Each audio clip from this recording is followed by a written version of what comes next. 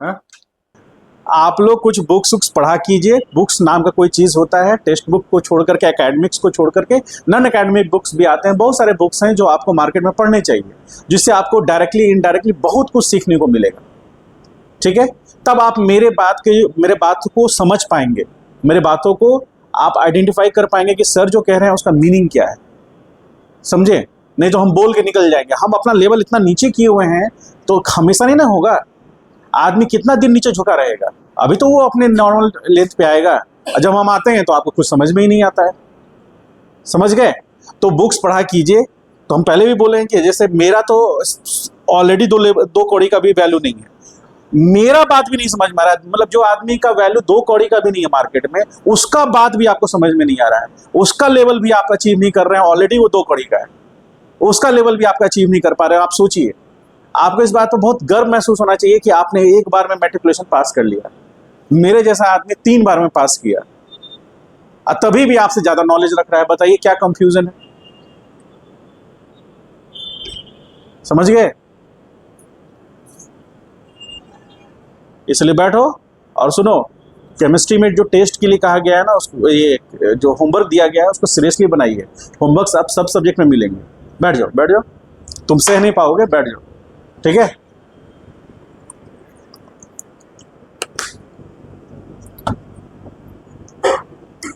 Phone silent कर रहे हो?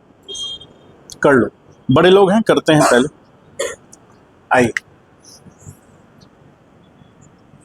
हम लोग बात करेंगे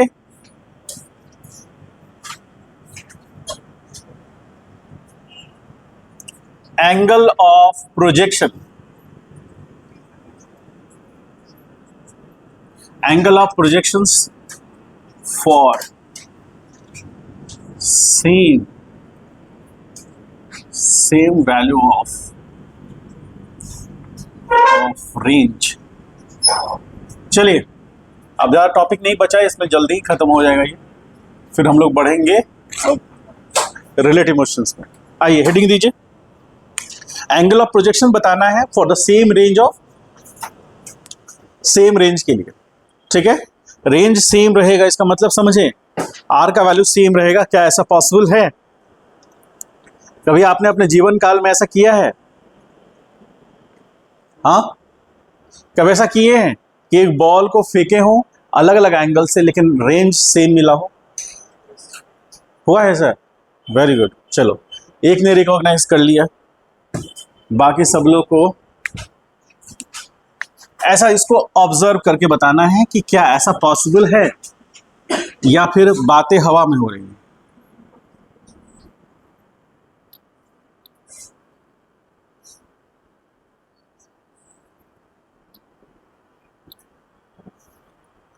देखिए, हमारे पास दो तरह के मोशन प्रोफाइल हैं। ठीक है? ये एक्स एक्सिस हो गया और ये वाई एक्सिस। ठीक है? अब हम लोग बात करेंगे एंगल ऑफ प्रोजेक्शन का। तो ये इनिशियल वेलोसिटी u है और ये भी इनिशियल वेलोसिटी u है, लेकिन ये एंगल अल्फा है और इस एंगल को हम बीटा बोल रहे हैं। ठीक है? तो आपको देख के ही लग रहा है कि अल्फा ज़्यादा होगा या बीटा ज़्यादा होगा? बीटा ज़्यादा होगा, अल्फा कम होगा। लेकिन सिचुएशन क्या है कि इनिशियल जो वेलोसिटी है, टेंजेंशियल वेलोसिटी या इनिशियल जो वेलोसिटी प्रोजेक्टाइल को दिया गया है, वो दोनों सेम है। अलग अलग एंगल ऑफ प्रोजेक्शन है, लेकिन रेंज क्या मिल रहा है आपको? रेंज सेम मिल रहा है। तो ये एक, पहले तो आप ये समझिए, क्या ये पॉसिबल है? अरे बोलो, क्या ये पॉसिबल है? क्या होना चाहिए ऐसा कि ये सर हाइपोथेटिकल बातें कर रहे हैं? हाँ, होना चाहिए। कितने लोगों को लगता है कि ये होना चाहिए? हाथ उठाकर बताएं, मतलब अपनी जगह। कितने लोगों को लगता है कि ऐसा होना चाहिए? कितने लोगों को नहीं लगता है कि ऐसा होना नहीं चाहिए? होना चाहिए ना? क्यों होना चाहिए? देखिए, इतना तो जरूर है कि यदि हम एंगल ऑफ प्रोजेक्शन घटाते जाएंगे, घटाते घटाते यदि हम जीरो की तरफ ले जाएंगे, तो रेंज पर इफेक्ट पड़ेगा। क्यों पड़ेगा? रेंज क्या कहलाता है? रेंज आर बराबर क्या होता है? यू स्क्वायर 2 थीटा अपॉन जी होता है। ठीक है, तो यहां पर थीटा का वैल्यू घटेगा और जीरो होता जाएगा, जीरो की तरफ बढ़ेगा। इसका मतलब है कि साइन थीटा का वैल्यू जीरो की तरफ जा रहा है। यदि थीटा डिक्रीज करेगा तो इस केस में साइन थीटा क्या होगा, डिक्रीज करेगा या इंक्रीज करेगा। ऐसा हमेशा नहीं होता है। ठीक है, ध्यान रखिएगा, यदि साइन की जगह कॉस होता तो एंगल घटता, तो कॉस का वैल्यू बढ़ता। तो हमेशा ये ध्यान रखना है कि ये कहने से ये कोई जरूरी नहीं है, ये साइन पे डिपेंड करेगा, मतलब ट्रिग्नोमेट्रिकल फंक्शन कैसा है उस पर डिपेंड करेगा। यहाँ पर ट्रिग्नोमेट्रिकल फंक्शन हमारा साइन है, तो साइन एंगल बढ़ने के साथ बढ़ेगा, कब तक, 0 से 90 डिग्री तक, फिर आगे जाने के बाद घटना शुरू हो जाएगा। ठीक है, तो अब हम लोग बात करते हैं इस पर समझने की कि थीटा का वैल्यू घटने से साइन टू थीटा का वैल्यू घटेगा, इसका मतलब है कि रेंज घटेगा। ठीक है, तो हम लोग मैक्सिमम रेंज कब अचीव कर रहे थे, जब थीटा का वैल्यू 45 था। ठीक है, तो थीटा का वैल्यू 45 था, इसका मतलब है कि 45 डिग्री से 0 से 45, यानी 0 से 45 की तरफ जाएंगे तो रेंज बढ़ेगा, लेकिन 45 के बाद रेंज घटेगा। तो मान लीजिए सपोज करें 30 डिग्री पे जो रेंज मिल रहा है, तो 45 डिग्री से ज़्यादा पर सेम रेंज मिल सकता है ना। क्यों? क्योंकि 45 डिग्री से कम है 30 डिग्री, और यदि हम मान लीजिए 60 डिग्री चले गए तो 45 से ज़्यादा है वो, और हमें पता है कि मैक्सिमम रेंज मिलेगा 45 डिग्री पर, तो 45 से नीचे जाने पे घटेगा, तो उसी तरह 45 से ज़्यादा जाने पर भी तो घटेगा। और ऐसा सिचुएशन कोई आ जाए जिसमें कि दोनों का रेंज क्या हो जाए, बराबर हो जाए, तो ऐसा पॉसिबल है। अब आइए हम लोग आगे बढ़ते हैं, तो हम बात करते हैं let alpha be the angle of projection, angle of projection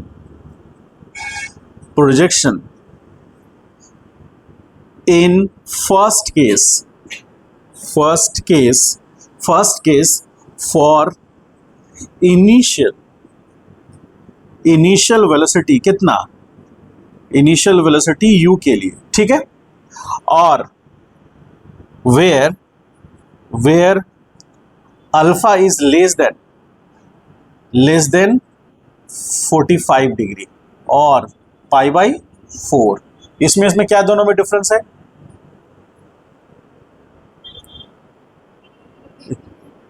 radian. ठीक है, आइए उसके बाद बात करते हैं let beta be the angle of projection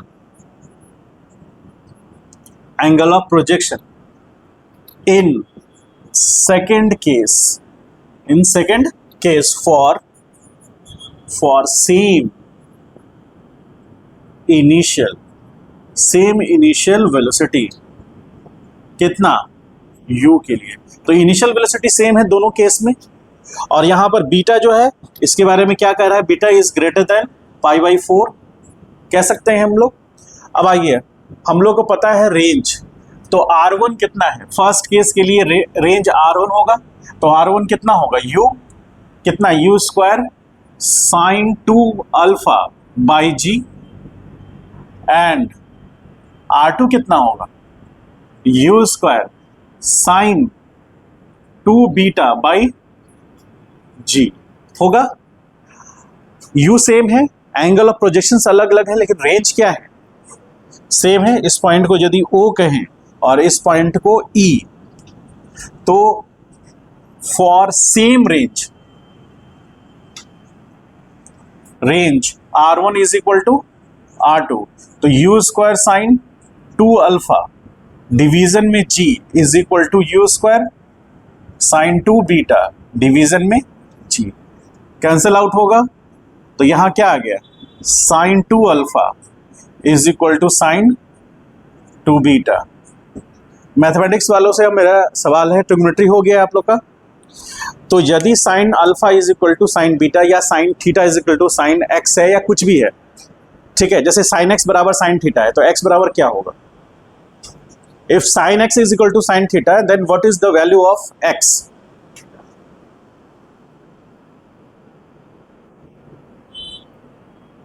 what will be the general solution for the value of x? Question मेरा ये है,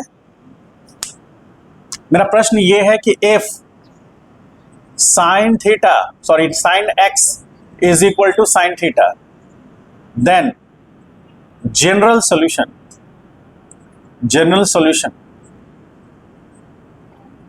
of x क्या होगा?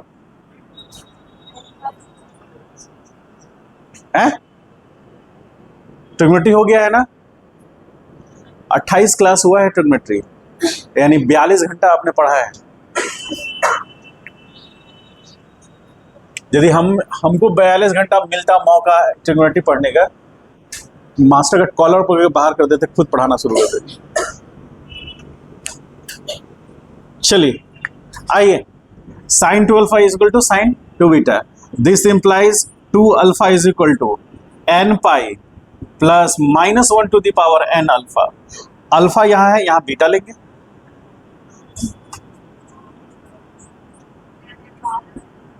क्या मेरी बातों से सहमत हैं? उन लोगों को अभी भी कंफ्यूजन है, दिमाग की बत्ती नहीं जली, जल गई। That is the general solution. अब बायो वाले रट लीजिएगा। आइए, for n is equal to 0, यदि n का वैल्यू 0 डाल देंगे। n क्या है लिखना जरूरी है।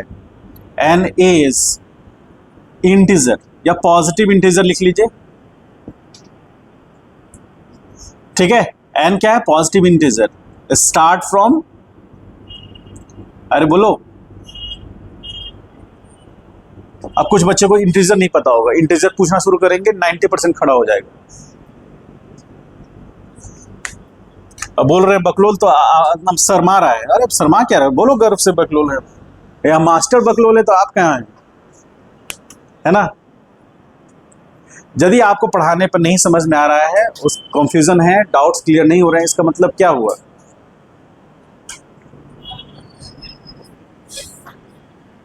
ठीक है, आइए, तो n का वैल्यू क्या है? तो इसमें n का वैल्यू 0 पुट करेंगे। n का वैल्यू जो 0 पुट करेंगे तो 2α बराबर क्या आएगा? 0 plus -1 to the power 0 into 2β आएगा ना। समथिंग टू द पावर 0 क्या होता है? 1 होता है। तो यहां से 2α इज इक्वल टू क्या हो जाएगा? तो अल्फा बराबर बीटा आएगा। एक सॉल्यूशन ये आ सकता है। दूसरा, for n is equal to 1 के लिए n का वैल्यू क्या रखेंगे? 1 रखेंगे। तो 2α is equal to 1 into pi plus minus to the power n into क्या लिखेंगे? 2β। तो 2α इज इक्वल टू, ये तो पाई हो गया, और माइनस 2β, तो ये इधर आएगा। तो 2α plus 2β is equal to pi. तो alpha plus beta is equal to pi by 2 होगा ऐसा। तो ये सॉल्यूशन हमारे काम का है। इक्वल पहले तो हम पढ़ ही चुके हैं, लेकिन अब हमको इसको लेके चलना है। तो यहां this implies alpha is equal to pi by 2 minus beta. Similarly क्या लिखेंगे? Similarly beta is equal to क्या होगा? Pi by 2 minus alpha. यदि मान लीजिए कि अल्फा का वैल्यू, मान लीजिए आपको मन रखने के लिए अल्फा बराबर 30 डिग्री है, तो बीटा कितना होगा? 60। यानी कि जब आप 30 डिग्री, पहले केस में 30 डिग्री से प्रोजेक्ट करेंगे सेम इनिशियल वेलोसिटी को फॉलो करते हुए, अदरवाइज ये कैंसिल आउट नहीं होगा। यदि इनिशियल वेलोसिटी को आप चेंज कर रहे हैं तो उस केस में ये कैंसिल आउट नहीं होगा, ये आपके आगे एक्सप्रेशन में आ जाएगा। लेकिन हमने क्या मान के चला है, हमने क्या एजम्पशन रखा है? We have taken such kind of assumption in which we have taken the same initial velocity through which the projectile is projected. ठीक है, उसको प्रोजेक्ट जिस एंगुलर वेलोसिटी से, जो इनिशियल वेलोसिटी से किया गया है, दोनों ही केस में क्या है? सेम है। डिफरेंस किस चीज में है? एंगल ऑफ प्रोजेक्शन में। यहाँ साफ साफ लिखा हुआ है, पहले वाले केस में कितना लिए? अल्फा, दूसरे केस में क्या लिए? बीटा। अब यदि इसको लेके चले तो हमारा एक्सप्रेशन ये आया, जनरल सॉल्यूशन निकाला, हमने n के 0 के लिए ये देखा, तो ये तो पहले से तय है कि यदि एंगल ऑफ प्रोजेक्शन सेम होगा तो सेम रेंज मिलेगा, तो हमारा ये काम के लिए नहीं है। तो हम किसकी तरफ बढ़े, n का वैल्यू 1 के लिए। 2 के लिए भी देख सकते हैं, कोई बड़ी बात नहीं है, लेकिन हमको यहाँ तक ही पढ़ना है तो हम इसको देख रहे हैं। तो इसमें क्या है कि पाई अल्फा बराबर पाई बाई 2 माइनस बीटा, इसका मतलब है कि जो हमारा अल्फा का वैल्यू होगा वो बीटा का value pi by 2 minus beta करने से मिलेगा। सिमिलरली हमको बीटा का वैल्यू कैसे मिलेगा, पाई बाई 2 माइनस अल्फा करने से मिलेगा। अल्फा हमने मान लिया कि कितना है 30 डिग्री, तो बीटा कितना हो जाएगा 60। अल्फा यदि 20 डिग्री है तब बोलिए, अल्फा 20 डिग्री है तब, अल्फा 10 डिग्री है तो बीटा, इसका मतलब है कि 10 डिग्री पर हम जो हमको रेंज मिलेगा वही रेंज हमको 80 डिग्री पे भी मिलेगा। और यदि अल्फा 45 डिग्री है तो बीटा कितना मिलेगा, उस केस में सेम एंगल ऑफ प्रोजेक्शन, क्योंकि मैक्सिमम वैल्यू देगा वो। तो हमको यदि 25 डिग्री पे हमने प्रोजेक्ट किया है प्रोजेक्टाइल को सेम इनिशियल वेलोसिटी के लिए, तो नेक्स्ट अगला एंगल ऑफ प्रोजेक्शन कितना होगा जो कि सेम रेंज मिले। पहले बार में हमने फेंका है उसको कितने एंगल ऑफ प्रोजेक्शन से प्रोजेक्ट किया, 25 डिग्री से, तो नेक्स्ट हमको वही सेम रेंज के लिए कितना एंगल ऑफ प्रोजेक्शन देना पड़ेगा, 65 डिग्री। और इस तरह से हमें रेंज सेम मिलेगा। तो आप देख सकते हैं अल्फा छोटा है बीटा बड़ा है, तो अल्फा का वैल्यू यदि 30 डालेंगे तो बीटा हमको 45 से ज़्यादा मिल रहा है, जो हम पहले भी डिस्कस किए थे। आप इसको रियल लाइफ सिचुएशन में करके देखिए। एक फुटबॉल है, उसको किक मारिए, इनिशियली थोड़ा हॉरिजॉन्टल मारिए, यानी एंगल ऑफ प्रोजेक्शन कम है, 20 डिग्री है। आप उसी वेलोसिटी से आप यदि हाइट ज़्यादा देंगे तो वो रेंज कवर सेम करेगा। समझ गए? क्रिकेट मैच देखते हैं आप लोग, कल देखे थे? हाँ, भावुक मत होइए, आगे बढ़ना है।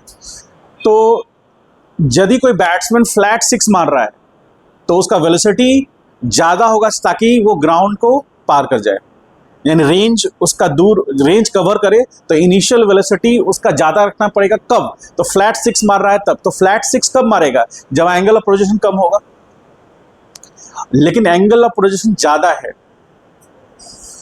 एंगल ऑफ प्रोजेक्शन ज़्यादा है, तो आपने यदि सेम वही इनिशियल वेलोसिटी से मारा तो रेंज बढ़ जाएगा, कि इनिशियल वेलोसिटी शुरू में भी ज़्यादा था लेकिन एंगल ऑफ प्रोजेक्शन कम था, इसलिए ग्राउंड क्रॉस कर गया लेकिन पेविलियन में नज़दीक ही गिरा।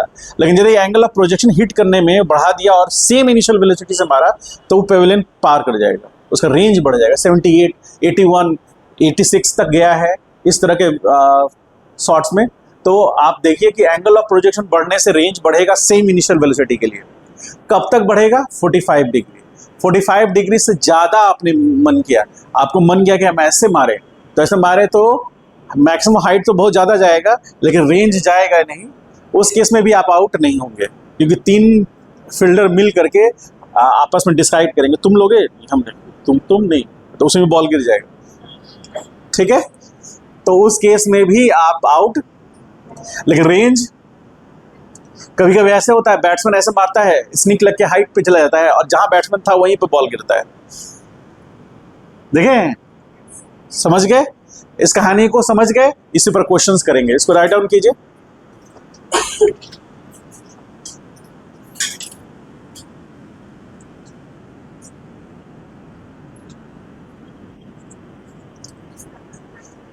चलिए,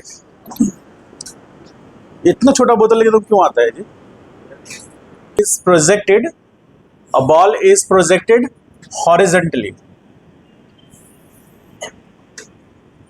हॉरिजेंटली, ठीक है, with initial velocity. Initial velocity short में लिख दिए हैं IV, इनिशियल वेलोसिटी U से इनिशियल वेलोसिटी प्रोजेक्ट किया गया है, हॉरिजेंटली प्रोजेक्ट किया गया है, ध्यान रखना है। तो आप मुझे ये बताइए कि बॉल जो है हॉरिजेंटली प्रोजेक्ट किया है, तो इसी पाथ को फॉलो करता हुआ आगे जाएगा या फिर कर्व पाथ ऐसे टर्न करता हुआ नीचे आएगा? कभी किसी हाइट से बॉल को फेंके हैं? हाँ, तो बॉल नीचे आया है कि एकदम पैरेलल चला गया? नीचे आया है। तो यदि हम ये पाथ बनाएं तो आपको गुस्सा नहीं आएगा? ऐसा बना सकते हैं ना? तो बॉल मान लीजिए यहां आकर के ग्राउंड को हिट करेगा, ये ग्राउंड है, ग्राउंड सरफेस, ऐसा लिख सकते हैं ना? तो मान लीजिए ये पोजीशन ए है और ये पोजीशन बी है, इसको सी मान लीजिए, बीच में कहीं पर बी मान लेते हैं, ठीक है।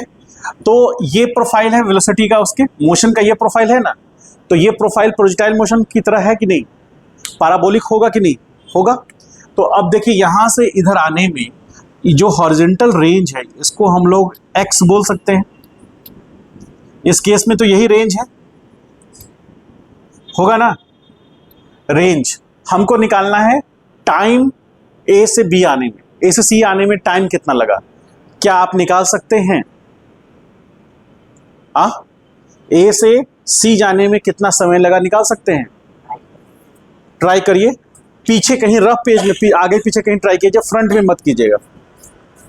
निकालना क्या है, क्वेश्चन में है कि ए से सी जाने में यानी ग्राउंड को हिट करने में पार्टिकल को कितना टाइम लगा, time taken by the particle और projectile to reach the ground, ये निकालना है। कैसे निकालें, कोशिश करिए, 2 मिनट देते हैं समय।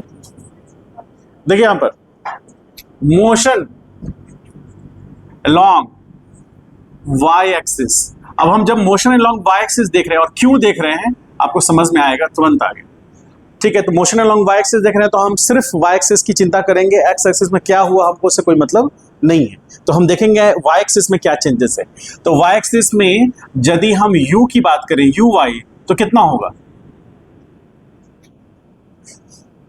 क्यों ऐसा होगा, क्योंकि बॉल को किधर प्रोजेक्ट किया गया है,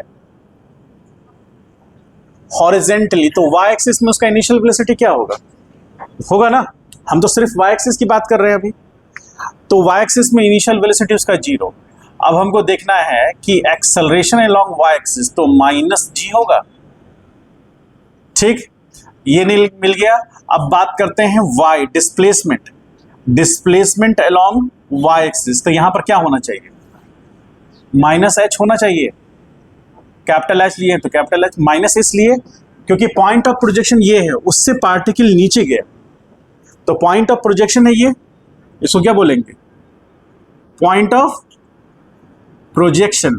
तो पॉइंट ऑफ प्रोजेक्शन से पार्टिकल नीचे गया, क्या ऊपर गया, नीचे गया, तो नीचे गया तो नेगेटिव वाई में गया ना, तो नेगेटिव वाई में जाने में माइनस लगेगा, और कितना डिस्टेंस डिस्प्लेसमेंट कवर किया उसने, h, पार्टिकल इधर कितना ही चला जाए लेकिन डिस्प्लेसमेंट तो वही होगा जो शॉर्टेस्ट लेंथ होगा। तो शॉर्टेस्ट लेंथ यहां से नीचे जाने का कितना है, पार्टिकल इससे नीचे जाएगा तब फिर बढ़ेगा वो। क्या ये चीज समझ में आया, बस यही चीज को हम लोग को फॉलो करना है। तो हमें लिखना है SY is equal to UY into T, कहां से कहां, A से C के लिए, +1/2, यहां पर हो जाएगा AY इंटू टी स्क्वायर, ए से सी के लिए। तो SY कितना है, -h इज इक्वल टू, ये पूरा टर्म 0, क्योंकि UY कितना है 0 है, तो ये पूरा का पूरा टर्म 0 हो गया, ठीक है। अब यहां पर आ जाइए एक्सेलरेशन के लिए, +1/2 -g और इंटू टी AC स्क्वायर, ऐसा लिख सकते हैं। तो ये माइनस यहां से बैलेंस होगा, तो h बराबर क्या आ जाएगा, हाफ GT स्क्वायर आएगा, तो यहां से t बराबर क्या हो जाएगा, 2h/g रूट अंडर, ऐसा होगा। ये कहां से कहां जाने में यूज हुआ, ये कहां से कहां जाने में, पार्टिकल का ये A से C जाने में, इसी को हम क्या बोलेंगे, टाइम ऑफ, बोलेंगे टाइम ऑफ फ्लाइट बोलेंगे, क्योंकि इतने देर वो हवा में रहा, इतने टाइम में। अब हमको पता करना है कि हॉरिजॉन्टल रेंज क्या होगा, तो रेंज पता करना आसान है, रेंज, तो रेंज बराबर क्या हो गया, याद कीजिए x इंटू टी होता है, sorry u x into T, अरे बोलो, यानी कि ux मतलब हॉरिजॉन्टल स्पीड क्या रहा, वेलोसिटी क्या रहा उसका, और कितना टाइम हम ले रहे हैं, यदि टाइम ऑफ फ्लाइट के बराबर ले रहे हैं तो वो आपको x दे देगा।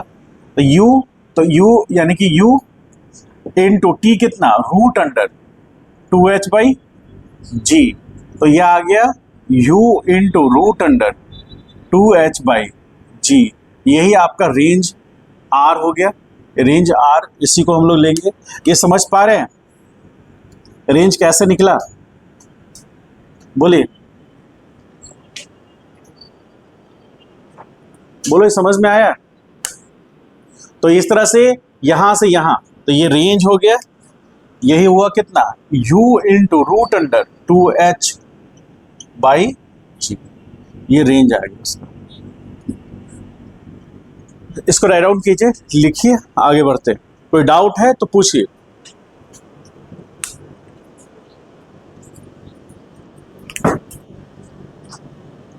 मन में कोई सवाल, कोई वो समझ में आया जी? हाँ जल्दी पढ़ाई शुरू। वी वाई जीरो क्यों होगा? वी वाई जीरो कैसे हो जाएगा? वहां सी पॉइंट पर वी वाई जीरो हो जाएगा। हाँ? सी पॉइंट पर वी वाई जीरो हो जाएगा। अरे तो किस किस स्पीड के साथ स्ट्राइक कर रहा है ग्राउंड को, उसमें क्या निकालोगे तुम? हाँ 26 नंबर क्वेश्चन क्या कर रहा है, पढ़ो जोर से।